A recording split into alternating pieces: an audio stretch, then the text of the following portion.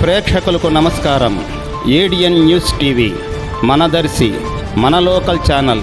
ADN news TV ప్రేక్షకులకు నమస్కారం. వార్తలు చదువుతుంది మీ ప్రసన్నారాం.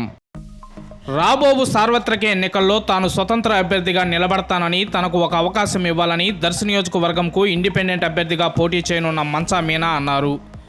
దర్శి నియోజకవర్గంలో విస్తృతంగా ప్రచారం నిర్వహిస్తూ అక్కడక్కడ కొంతమందికి ఆర్థిక సహాయం అందిస్తున్నారు. ఈ సందర్భంగా మీనా మాట్లాడుతూ, నేటి వరకు దర్శి నియోజకవర్గంలో అభ్యర్థులుగా స్థానికేతరులు నిలబడుతున్నారని, సమస్యల పరిష్కారం కోసం ప్రజలు పరిష్కరించుకోవాలంటే గెలిచిన అభ్యర్థులు ఎక్కడుంటారో ఎప్పుడు వస్తారో తెలియని పరిస్థితి ఏర్పడుతుందని, స్థానికంగా ఎవరు నిలబడిన సంఘటనలు తక్కువగా ఉన్నాయని, తాను దర్శి నియోజకవర్గంకు చెందిన దానినని, అలాగే మహిళలు ఎవరు ఇంతవరకు ఎమ్మెల్యేగా పోటీ చేయలేదని, అందుకే తాను స్వతంత్ర అభ్యర్థిగా నిలబడుతున్నానని మీనా ఓటర్లను అభ్యర్థిస్తున్నారు. దొనకొండ, దర్శి, కుర్చేడు మండలాల్లో తనను ఓటర్లు ఆదరిస్తున్నారని మీనా తెలిపారు.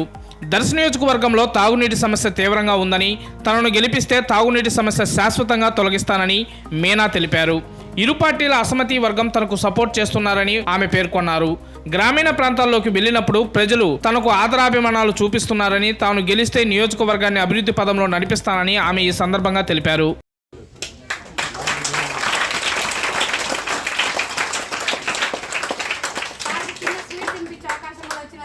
నమస్తే. దర్శి నియోజకవర్గం నుంచి ఇండిపెండెంట్ గా నామినేషన్ వేయబోతున్నా నేను మీ మంచా మీనా, దొనకొండ మండలం. మీకు ముఖ్యంగా ఒక విషయం చెప్పాలనుకుంటున్నాను. దర్శి నియోజకవర్గానికి ఇండిపెండెంట్ గా ఎందుకు రాబోతున్నాము అనే ముఖ్య విషయం తీసుకుంటే, దర్శి నియోజకవర్గంలో లోకల్ అభ్యర్థి అనే వాళ్ళు ఎవరు లేరు. ఎక్కడి నుంచో వచ్చేసి ఇక్కడ ఎమ్మెల్యేలుగా గెలుస్తున్నారు. వాళ్ళు ఎక్కడికి వెళ్తున్నారో ఏం చేస్తున్నారా అనే విషయం తెలియదు. లోకల్ అభ్యర్థి అయితే మీరు కలవడానికి కానీ మాట్లాడడానికి కానీ బాగుంటుంది అన్న ఉద్దేశంతో నేను లోకల్గా ఒక నాయకురాలుగా ఎమ్మెల్యేగా నిలబడడానికి నేను ముందుకొచ్చాను. నేను ఇటీవల చూసిన విషయం ఏంటంటే, ఒకళ్ళు చనిపోవడం జరిగింది రీసెంట్గా. నేను అక్కడికి వెళ్ళాను.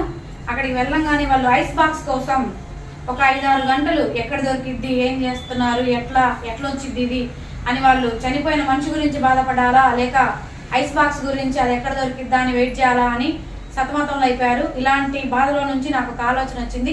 ప్రతి పంచాయతీ ఆఫీస్లో ఒక ఐస్ బాక్స్ని ఫ్రీగా ప్రొవైడ్ చేస్తే బాగుంటుందని నేను అనుకుంటున్నాను. ప్రతి గ్రామంలో ప్రతి పంచాయతీ ఆఫీస్లో ఉచితంగా ఒక చనిపోయిన వ్యక్తికి ఉపయోగపడేటువంటి ఐస్ బాక్స్ని ఏర్పాటు చేస్తాను అని నేను ఈ సభాముఖంగా తెలియజేస్తున్నాను. నమస్తే.